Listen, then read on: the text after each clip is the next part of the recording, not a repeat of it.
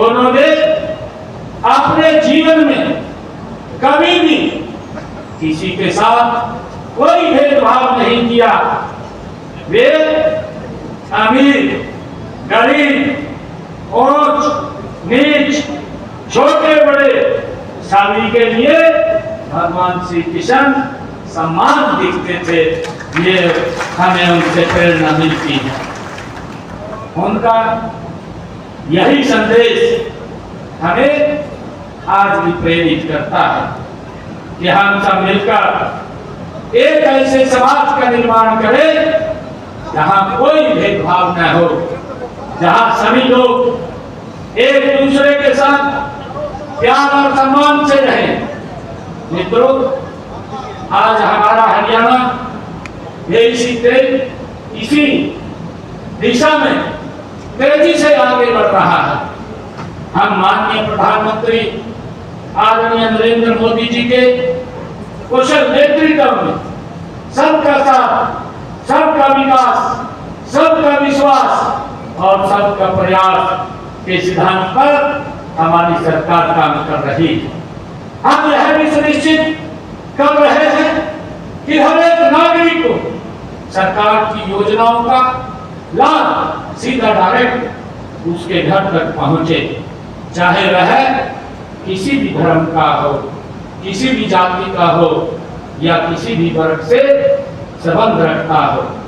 मुझे खुशी है कि आज यहाँ आने से पहले मैंने व्यालू योजना के तहत हरियाणा प्रदेश के ऐसे लोग लगभग 2222 के करीब हमारे ऐसे परिवार थे जिन्होंने अपने परिवार में किसी न किसी को खोया है, और सरकार इस योजना के माध्यम से जो भगवान श्री कृष्ण से हमें ये प्रेरणा मिलती है कि उसको सहायता करना ये सरकार का दायित्व है।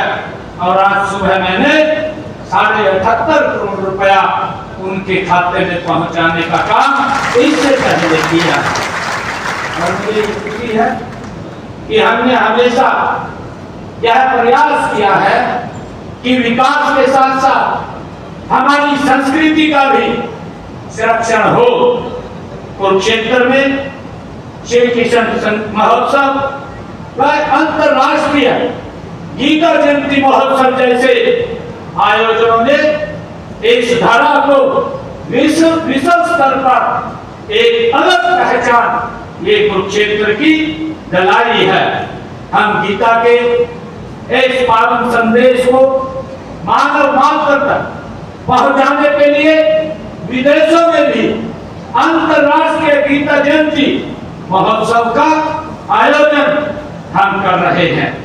भगवान श्री कृष्ण का गोकुल से जुड़ाव और गोपालक परंपरा हमारे गुर्जर समाज की सांस्कृतिक धरा में ये रचा बचा है। गुर्जर समुदाय ने सदैव ही अपनी संस्कृति और संस्कारों परंपराओं को सहेज कर हमेशा रखा है। गुर्जर समाज का इतिहास पराक्रम, त्याग और परिश्रम से ये भरा हुआ है। मुझे खुशी है कि आज मैं अपने परिवारजनों के बीच में आज उपस्थित हुआ है। जिस तरह श्री कृष्ण जी ने ग्वाल वालों के साथ मिलकर एकजुटता और भाईचारे का संदेश दिया, ठीक वैसे ही गुर्जर समाज ने हर दौर में एकजुट होकर समाज और राष्ट्र हित में, राष्ट्र की मजबूती के लिए, अभी मंच से हमारे प्रधान जी बोल रहे थे, वो कह रहे थे कि गुर्जर समाज ने 90% राष्ट्र हित के अंदर मतदान किया है। मैं ये कहना चाहता हूँ 100% करता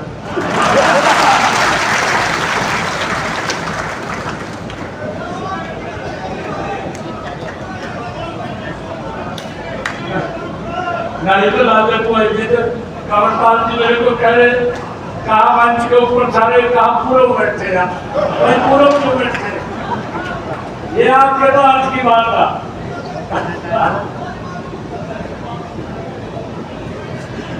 100% करेंगे। मुझे खुशी है आप सबको बताते हुए इसके बाद मेरा एक और कार्यक्रम है जो सरकार ने ये निर्णय किया है गौशालाएं खोलने, गौ अभयारण्य खोलने, वो माता वो बेसहारा न रहे। मैंने अभी पिछले दिनों अधिकारियों को यह आदेश भी दिए क्योंकि हमने उसके लिए व्यवस्था खड़ी की है। अगर मैं आप लोगों को बताना चाहता क्योंकि भगवान श्री कृष्ण गौ माता से बहुत स्नेह करते थे, प्यार करते थे और जब बांसुरी बजती थी तो गौ माता अपने आप दूध देना आरंभ कर देती थी। ये भगवान श्री कृष्ण की बांसुरी के अंदर था। हमने गौ माता संरक्षण और रक्षण के लिए निरंतर काम किया। हमने कड़ा कानून भी बनाया है क्योंकि आदरणीय कंवरपाल जी मंच पर बैठे हैं तब ये विधानसभा के अध्यक्ष थे।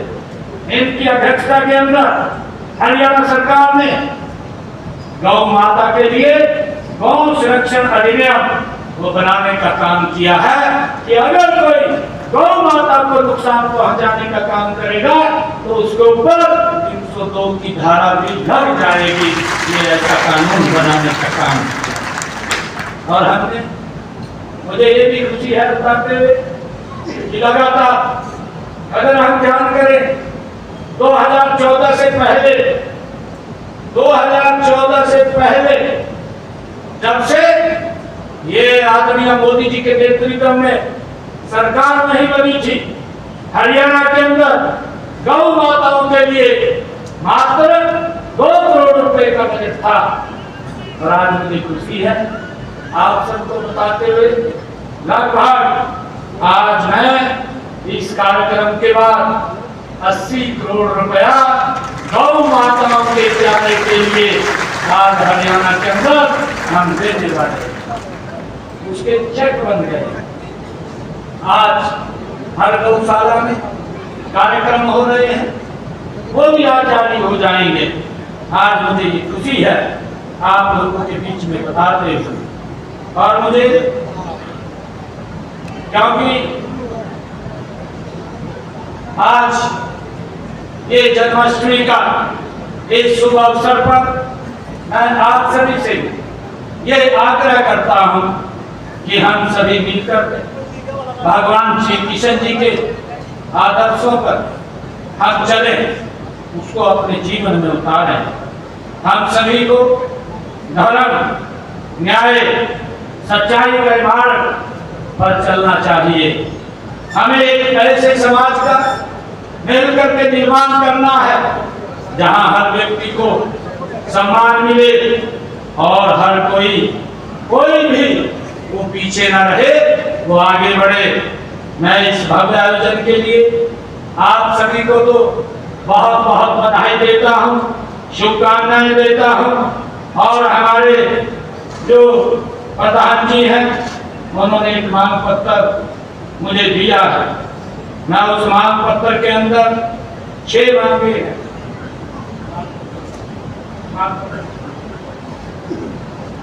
6 मांगे उसने लिखी है। सबसे पहले तो मांग लिखी आदरणीय कंवरपाल जी ने भी कहा है कि यहाँ धर्मशाला के साथ रेलवे की जमीन पड़ी है। मैं स्वयं लेटर लिख करके और स्वयं रेलवे मंत्री को मिलूंगा मगर जी आपके तो ये काम धार्मिक नगरी है, बहुत सारे लोग आते हैं और बाहर दूर दराज से प्रदेश से लोग घूमने के लिए आते हैं। अगर आप अलाउ करेंगे तो वो उसको देने का काम करें धर्मशाला को, क्योंकि रेलवे के तो शायद कोई काम नहीं है। इसका भरपूर प्रयास हम स्वयं करेंगे। और भी मांगे जो कही गई है, उन मांगों के अंदर जो भी मांगे हैं, जिस भी विभाग की है, उन विभागों को भेज करके उनको चेक करवा करके जो भी होने वाली मांगे हैं उनको पूरा करने का काम ये हमारी सरकार करेगी। मैं धन्यवाद देना चाहता हूँ आप सबको मैं बधाई भी देना चाहता हूँ जन्माष्टमी पर्व की। और ये सरकार भगवान श्री कृष्ण के दिखाए हुए मार्ग गति से काम कर रही है।